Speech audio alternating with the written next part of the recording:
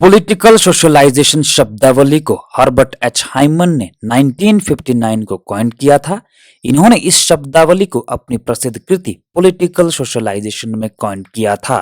Political socialisation के अनेकों विचारक रहे हैं, जिनमें पहला नाम आता है हाइमन का, दूसरा नाम आता है आलमंड का, तीसरा नाम आता है पॉवेल का, चौथा नाम आता है डेविड ईस्टन का, पांचवा नाम आता है एलन आर वॉल का और छठा नाम आता है सिडनी बर्बा का। हाय, मैं हूं अजय और आप देख रहे हैं सार सक्सेस। आज के इस लेक्चर में हम डिस्कस करेंगे पॉलिटिकल सोशलाइजेशन को, जिसको कि हिंदी में कहा जाता है राजनीतिक समाजीकरण। इससे पहले कि हम पॉलिटिकल सोशलाइजेशन को अच्छे से डिस्कस करें, सबसे पहले अब हम ये समझ लेते हैं कि पॉलिटिकल क्या होता है, अर्थात राजनीतिक क्या है। तो जब हम बात करते हैं पॉलिटिकल की, तो सबसे पहले हमें ये समझना होता है कि political means connected with politics and government और इंटरेस्टेड इन पॉलिटिक्स। इसका मतलब ये होता है कि जब लोग सरकार और राजनीति से जुड़ाव रखते हैं, कनेक्टेडनेस रखते हैं और राजनीति और गवर्नमेंट में इंटरेस्ट रखते हैं, तो उसको पॉलिटिकल कहा जा सकता है। दूसरा पॉइंट ये है कि जो टर्म है पॉलिटिकल, ये एसोसिएटेड है एंशिएंट ग्रीस से। जैसा कि एरिस्टोटल ने कहा भी था कि man is by nature a political animal, यानी कि मनुष्य स्वभाव से ही राजनीतिक प्राणी है। और ऐसा एरिस्टोटल ने इसलिए कहा था क्योंकि एरिस्टोटल का मानना था कि पॉलिटिक्स मानव जीवन के लिए बहुत ही इंपॉर्टेंट है। पॉलिटिक्स के बिना मनुष्य या तो भगवान है, देवता है या फिर पशु है। अब हम ये समझ लेते हैं कि सोशलाइजेशन क्या होता है, यानी कि समाजीकरण क्या है। तो जब हम बात करते हैं सोशलाइजेशन की, तो सबसे पहले हम ये कह सकते हैं कि socialisation is the process of internalising the norms and ideologies of society. In other words, socialisation is the process of learning to behave in a way that acceptable to society. इसका मतलब ये है कि जो समाजीकरण है एक ऐसा प्रोसेस है जिसके द्वारा मनुष्य समाज में जो विभिन्न व्यवहार होते हैं, बिहेवियर्स होते हैं, नॉर्म्स होते हैं, वैल्यूज होते हैं, कस्टम्स होते हैं या एक्टिविटीज होती है, उन सभी को सीखता है। या फिर हम ये भी कह सकते हैं कि ये एक लर्निंग करने का प्रोसेस है, प्रक्रिया है, जिसमें कोई भी व्यक्ति समाज में अपने व्यवहार को इस तरह से सीखता है जिस तरह से कोई भी समाज उसे एक्सेप्ट करता हो। सोशलाइजेशन और पॉलिटिकल को अंडरस्टैंड करने के बाद अब हम ये समझ लेते हैं कि पॉलिटिकल सोशलाइजेशन क्या होता है। तो जब हम बात करते हैं पॉलिटिकल सोशलाइजेशन की, तो सबसे पहले हमें ये समझना होता है कि पॉलिटिकल सोशलाइजेशन एक ऐसा प्रोसेस है, प्रक्रिया है, जिसके द्वारा व्यक्ति एजेंट्स और सोशलाइजेशन के माध्यम से अपने जो पॉलिटिकल वैल्यूज होते हैं, बिलीव्स होते हैं, आइडियाज होते हैं, एटीट्यूड्स होते हैं और जो परसेप्शंस होती है, उनको डेवलप करता है, इंटरनलाइज करता है, यानी कि आत्मसात करता है। और दूसरी बड़ी बात यह है कि जो पॉलिटिकल सोशलाइजेशन है, इसमें लोग अपनी पॉलिटिकल कल्चर को डेवलप करते हैं, विकसित करते हैं और एक जनरेशन से दूसरे जनरेशन में जो पॉलिटिकल कल्चर है उसको देते हैं। तो इसी को हम पॉलिटिकल सोशलाइजेशन कहते हैं। और एक इम्पॉर्टेंट बात ये भी है कि जो लोग हैं राजनीतिक समाजीकरण के माध्यम से जो पॉलिटिकल कल्चर यानी कि राजनीतिक संस्कृति है, इसको एडॉप्ट करते हैं, आत्मसात करते हैं, इंटरनलाइज करते हैं। अब हम पॉलिटिकल सोशलाइजेशन की कुछ इंपॉर्टेंट डेफिनेशंस को देख लेते हैं। तो आलमंड और पावेल ने लिखा है कि political socialization is the process by which political cultures are maintained and changed. This is not a sudden thing, but is the result of continuous development. इसका मतलब ये है कि जो political socialization है, ये एक ऐसा प्रोसेस है, एक ऐसी प्रक्रिया है जिसके द्वारा जो political cultures होते हैं उनको बनाए रखा जा सकता है या बदला जा सकता है। और जो पॉलिटिकल सोशलाइजेशन है, ये कोई अचानक होने वाली वस्तु नहीं है, बल्कि यह सतत विकास का परिणाम होता है जो विकसित किया जा सकता है, बल्कि सडन नहीं होता है। पॉलिटिकल सोशलाइजेशन को परिभाषित करते हुए माइकल कुर्टिस ने कहा है कि political socialisation means the transmitting of political values and norms of the society. यानी कि राजनीतिक समाजीकरण का अर्थ है कि समाज के राजनीतिक मूल्यों और मानदंडों का संचरण। वहीं दूसरी तरफ एलन आर बॉल ने पॉलिटिकल सोशलाइजेशन के बारे में कहा है कि political socialisation is the establishment and development of attitudes to and belief about the political system. इसका मतलब ये हुआ कि राजनीतिक समाजीकरण राजनीतिक व्यवस्था के प्रति दृष्टिकोण और विश्वासों की स्थापना और विकास है। अब हम पॉलिटिकल सोशलाइजेशन की कुछ इंपॉर्टेंट फीचर्स को समझ लेते हैं। तो इसकी पहली फीचर आती है कि ये यूनिवर्सल कंसेप्ट है, यानी कि ये वैश्विक अवधारणा है, क्योंकि ये विश्व में पाया जाता है। ये किसी एक पर्टिकुलर स्टेट या फिर राज्य में नहीं पाया जाता है, बल्कि डिफरेंट डिफरेंट कंट्रीज में पाया जाता है, जितनी भी खास तौर पे डेमोक्रेटिक कंट्रीज है। दूसरी इसकी फीचर ये आती है कि ये पॉजिटिव कंसेप्ट है, क्योंकि ये पॉलिटिकल साइंस में या फिर जो पॉलिटिकल सिस्टम होता है उसमें पार्टिसिपेशन को इंक्रीज करता है, लोगों को पॉलिटिकल अवेयरनेस होती है, पॉलिटिकल कल्चर का भी ज्ञान होता है। वहीं इसकी अगली फीचर आती है कि ये लाइफ लॉन्ग प्रोसेस है, क्योंकि पॉलिटिकल सोशलाइजेशन को एक दिन में नहीं सीखा जा सकता है, बल्कि ये विकसित होता रहता है, एक जनरेशन से दूसरे जनरेशन में आता जाता रहता है। वहीं इसकी अगली फीचर मानी जाती है कि ये नॉलेज देता है पॉलिटिकल कल्चर के बारे में। ये बताता है किस देश में कौन सा पॉलिटिकल कल्चर पाया जाता है, क्या पैरोकियल पाया जाता है, क्या सब्जेक्टिव पाया जाता है, या फिर पार्टिसिपेटरी पाया जाता है। वहीं इसकी अगली फीचर आती है इंक्रीज पॉलिटिकल पार्टिसिपेशन। ये पॉलिटिकल जो सिस्टम होता है, पॉलिटिक्स होती है, उसमें ये पॉलिटिकल पार्टिसिपेशन और जो लोगों का ज्ञान है पॉलिटिकल वैल्यूज के बारे में या फिर जो पॉलिटिकल नॉलेज है उसको इंक्रीज करता है। वहीं इसकी अगली फीचर आती है कि ये पॉलिटिकल इंस्टीट्यूशन में भी भूमिका अदा करता है। लोग अवेयर होते हैं पॉलिटिकल इंस्टीट्यूशंस के बारे में, उसमें पार्टिसिपेट करते हैं। अब हम पॉलिटिकल सोशलाइजेशन के कुछ इंपॉर्टेंट एजेंट्स को डिस्कस कर लेते हैं। तो आलमंड और पावेल ने पॉलिटिकल सोशलाइजेशन के कुछ इंपॉर्टेंट एजेंट्स की बात की है, जिनमें पहला आता है द फैमिली, परिवार, और दूसरा आता है द स्कूल यानी कि पाठशाला। तो जब हम बात करते हैं द फैमिली यानी कि परिवार की, तो इसमें कुछ इंपॉर्टेंट चीजें होती है। जैसे कोई बच्चा जब पैदा होता है तो सबसे पहले वो लैंग्वेज एक्विजिशन करता है, यानी कि भाषा का ज्ञान अर्जित करता है। फिर वो परिवार में जो रिलेशनशिप होते हैं, संबंध होते हैं, उनका भी ज्ञान रखता है। फिर जो फैमिली से जुड़े रूल्स होते हैं, प्रारंभिक जो नियम होते हैं, रूल्स होते हैं, उनको भी सीखता है।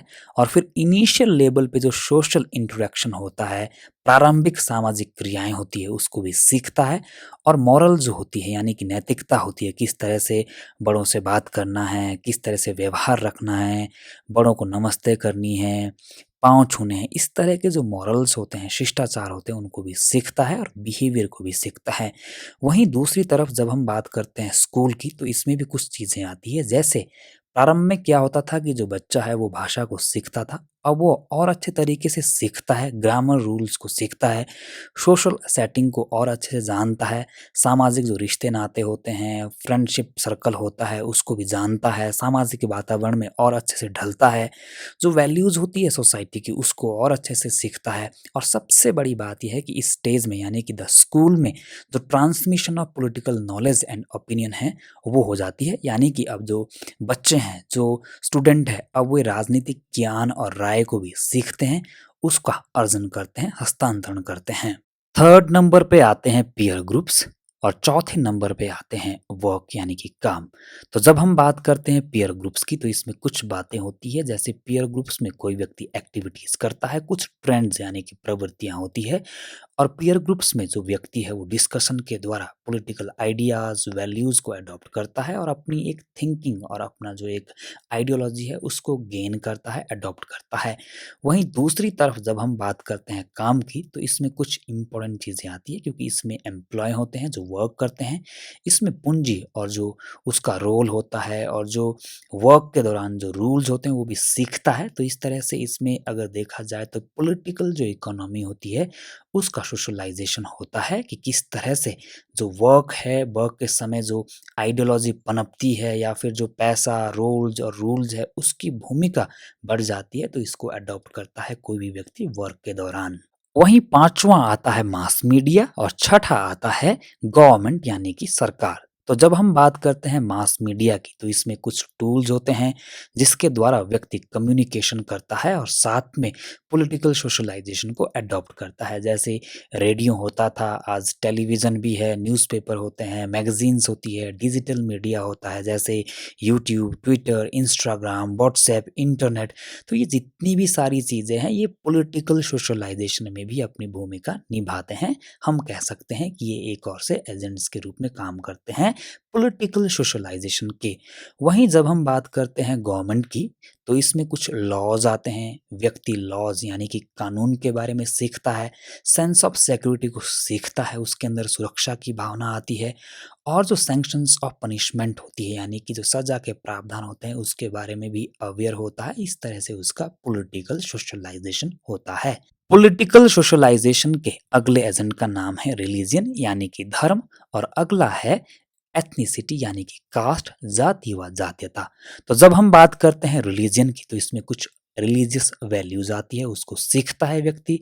किस तरह से दूसरों के लिए प्रेम करना है, लव फॉर अदर्स करना है, ये भी इसमें सीखता है। और जीवन का क्या अर्थ होता है, किस तरह से धार्मिक तरीके से जीवन को जिया जाए, और जो पर्पस है, अल्टीमेट गोल है लाइफ का, उसको किस तरह से परस्यू किया जाए, ये भी व्यक्ति इसमें आत्मसात करता है, अडॉप्ट करता है। और सबसे बड़ी बात यह है कि guidelines on how to live यानी कि कैसे जीना है, उसके लिए भी जो रिलीजन है वो गाइडलाइन देता है। और इस तरह से जो रिलीजन है ये भी एक पॉलिटिकल सोशलाइजेशन का प्रमुख एजेंट माना जा सकता है। वहीं दूसरी तरफ जब हम बात करते हैं कास्ट एंड एथनिसिटी की, तो इसमें भी कुछ चीज़ें होती है, जैसे लोगों के बिलीव्स होते हैं, मान्यताएं होती है, वैल्यूज़ मूल्य होते हैं, कस्टम्स होते हैं यानी कि रीति रिवाज होते हैं, और जो कास्ट बेस्ड रिजर्वेशन होता है, या फिर जो सुपीरियरिटी होती है कि मैं सुपीरियर हूँ, मेरी कास्ट सुपीरियर है, मेरा ग्रुप सुपीरियर है, तुम्हारा इन्फीरियर है, इस तरह की चीज़ें भी जो व्यक्ति है वो सीखता है, समझता है। पॉलिटिकल सोशलाइजेशन के लास्ट एजेंट का नाम आता है पॉलिटिक्स, जिसको हम हिंदी में कहते हैं राजनीति।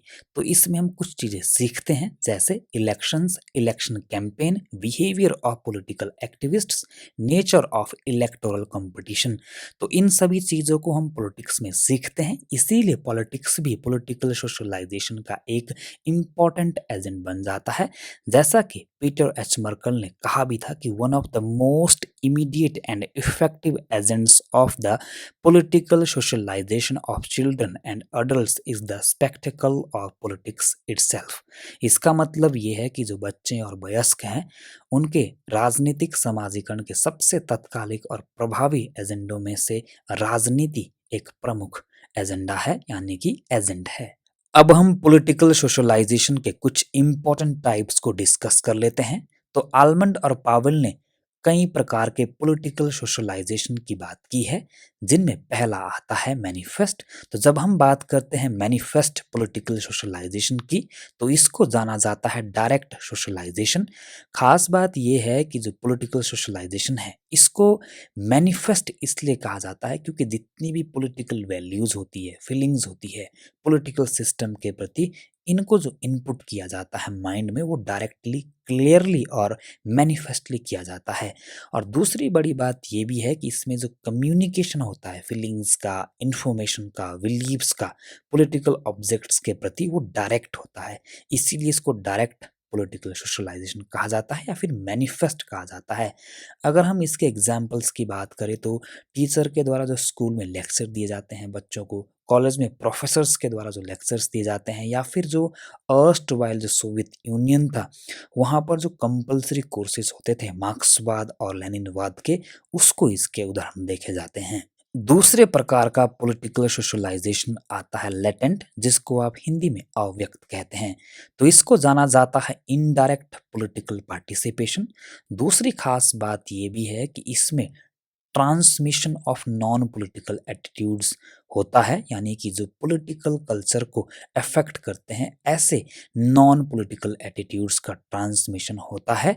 दूसरी बड़ी बात यह है कि अगर हम इसके एग्जाम्पल देखें, तो एक परिवार में पिता के अधिकार के प्रति समर्पण की जो प्रवृत्ति होती है, हमें एक राजनीतिक व्यवस्था में भी समर्पण की जो प्रवृत्ति है उसके लिए बाध्य करती है। इसका मतलब ये है कि ये जो लेटेंट पॉलिटिकल सोशलाइजेशन है, ये खुद से होता है, क्योंकि जिस तरह से हमारी जो फीलिंग्स होती है एक परिवार में एक पिता के लिए, उसी तरह से हमारी जो फीलिंग होती है वो पॉलिटिकल सोशलाइजेशन के प्रति भी डेवलप होती है सोसाइटी में या फिर पॉलिटिक्स में। अगला प्रकार आता है पर्टिकुलरिस्टिक। तो इसकी खास बात यह है कि इसमें सोसाइटी में जो इंडिविजुअल है उसको केवल एक ही रोल, एक ही भूमिका सिखाई जाती है। और दूसरी खास बात ये है कि जो ट्राइब्स होते हैं उसमें यंग और जो ओल्ड पीपल हैं उनको भी केवल एक ही भूमिका सिखाई जाती है। तो इस तरह से ये इसके उदाहरण हैं। और ख़ास बात ये है कि जो प्लेटो है उन्होंने भी इनडायरेक्टली एक ऐसे एजुकेशन सिस्टम की बात की थी जहाँ पर एक व्यक्ति को केवल एक ही भूमिका दी जाए, यानी कि कोई व्यक्ति जिस भूमिका में या जिस बात की उससे स्किल हो उस तरह की नौकरी उसे मिलेगी।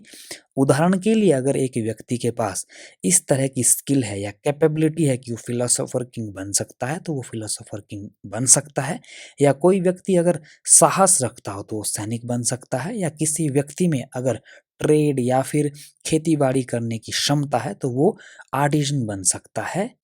फोर्थ प्रकार का पॉलिटिकल सोशलाइजेशन आता है यूनिवर्सलिस्टिक। तो इसकी खास बात यह है कि इसमें एक कॉस्मोपॉलिटन आउटलुक को विकसित किया जाता है, और ये बिल्कुल जो पर्टिकुलरिस्टिक है उसके उल्टा है। और इसकी खास बात यह है कि इसमें व्यक्ति को अनेकों तरह की भूमिका और स्किल्स दिखाई जाती है, यानी कि एक व्यक्ति को प्रोत्साहित किया जाता है कि वो अनेक तरह की भूमिकाएं, रोल्स और जो स्किल्स है वो डेवलप करे सोसाइटी में। पॉलिटिकल सोशलाइजेशन का नेक्स्ट टाइप आता है अफेक्टिव सोशलाइजेशन, यानी कि भावात्मक। तो इसकी खास बात यह है कि राजनीतिक व्यवस्था और उसका जो नेतृत्व होता है उसके प्रति वफादारी यानी कि लॉयल्टी पर जोर देने के लिए सभी शासकों के द्वारा भावात्मक समाजीकरण का उपयोग किया जाता है। खास बात यह है कि जो इस तरह का सोशलाइजेशन है इसमें मूल्यों और जो निष्ठाएं होती है, जो भावनात्मक रूप से जुड़ी होती है, उसके ऊपर फोकस किया जाता है। और जो अपनी राजनीतिक व्यवस्था होती है, उसके ऊपर गर्व किया जाता है, और अपने देश के प्रति जो लॉयल्टी होती है और जो शासक के प्रति जो सम्मान होता है, ऑनर होता है, रिस्पेक्ट होती है, उसके ऊपर फोकस किया जाता है। वहीं अगला प्रकार आता है इंस्ट्रूमेंटल। तो जब हम बात करते हैं इंस्ट्रूमेंटल की, तो इसकी खास बात यह है कि ये प्रैग्मेटिक फॉर्म है सोशलाइजेशन का। और ख़ास बात यह है कि ये सौदेबाजी यानी कि बार्गेनिंग और जो राजनीतिक व्यवस्था है, पॉलिटिकल सिस्टम है, उससे अधिक लाभ कमाने पर बल देता है। दूसरी बात ये भी है कि ये इस तरह की स्ट्रेटेजी बनाने पर फोकस करता है कि जो पॉलिटिकल सिस्टम होता है, उससे लोगों के द्वारा मैक्सिमम बेनिफिट किस तरह से लिया जाए। अगला टाइप आता है स्पेसिफिक। तो पॉलिटिकल सोशलाइजेशन का जो स्पेसिफिक टाइप है, ये बात करता है कि इसमें विशिष्ट मूल्य और जो विश्वास होते हैं, फेथ होते हैं, बिलीव्स होते हैं, उनको प्रदान किया जाता है। और इसके उदाहरण जो पूर्ववर्ती जो यूएसएसआर रहा है और जो प्रेजेंट चाइना है, उसमें देखे जाते हैं, क्योंकि वहाँ पर जो कम्युनिस्ट पार्टी की भूमिका है उसके प्रति लोगों में स्पेशल तरह के यानी कि स्पेसिफिक जो आइडियाज़ है, आइडियोलॉजी है, उसको विकसित किया जाता है। अगले प्रकार का टाइप आता है डिफ्यूज, जिसको आप विस्तारित या खंडित कहते हैं। तो इसमें हमें धर्म, राजनीति, अर्थव्यवस्था व समाज जैसी जो अस्पष्ट चीज़ें होती है उसके बारे में सीख मिलती है। और दूसरी खास बात यह है कि यह यानी कि पॉलिटिकल सोशलाइजेशन का जो प्रकार है उस समाज में पाया जाता है जहाँ पर राज्य और समाज में कोई अंतर नहीं होता है। अब हम पॉलिटिकल सोशलाइजेशन के की फिगर को देख लेते हैं। तो इनमें पहला नाम आता है हर्बर्ट हाइमन का। ये अमेरिकन सोशियोलॉजिस्ट रहे हैं। और दूसरी बड़ी बात यह है कि इन्होंने पॉलिटिकल सोशलाइजेशन शब्दावली को 1959 को कॉइन किया था। इनके कुछ इंपॉर्टेंट वर्क रहे हैं, जिनमें पहला वर्क आता है political socialisation, a study in the psychology of political behaviour. अगले थिंकर का नाम आता है डेविड ईस्टन। तो David Easton Canadian born American political scientist रहे हैं। और इन्होंने कंपैरेटिव पॉलिटिक्स में सिस्टम अप्रोच, बिहेवियरल अप्रोच और पोस्ट बिहेवियरल थ्योरी को प्रोपाउंड किया था। खास बात यह है कि इनके कुछ इंपॉर्टेंट वर्क्स रहे हैं जो आपको याद रखने हैं। तो इनका पहला वर्क आता है द पॉलिटिकल सिस्टम। दूसरा आता है an approach to the analysis of political systems. तीसरा आता है eight city study of child political socialisation. अगले थिंकर का नाम आता है गैब्रियल आलमंड। तो ये अमेरिकन पॉलिटिकल साइंटिस्ट रहे हैं और इनको जाना जाता है कंपैरेटिव पॉलिटिक्स, पॉलिटिकल डेवलपमेंट और पॉलिटिकल कल्चर में योगदान देने के लिए। और ख़ास बात यह है कि इनके भी कुछ इम्पोर्टेंट वर्क्स रहे हैं, जिनमें प्रमुख आता है द सिविक कल्चर, जो कि इन्होंने बर्बा के साथ लिखा। अगला आता है कंपैरेटिव पॉलिटिक्स और डेवलपमेंटल अप्रोच 1966, जो कि इन्होंने पावेल के साथ लिखा। वहीं अगला वर्क आता है the politics of developing areas, और लास्ट इनका आता है द अपील्स ऑफ कम्युनिज्म। अगले थिंकर का नाम आता है एलन आरबॉल। ये ब्रिटिश पॉलिटिकल साइंटिस्ट रहे हैं। इनके कुछ इंपॉर्टेंट वर्क्स रहे हैं, जिनमें पहला नाम आता है मॉडर्न पॉलिटिक्स एंड गवर्नमेंट, दूसरा आता है ब्रिटिश पॉलिटिकल पार्टीज, और तीसरा आता है pressure politics in industrial societies.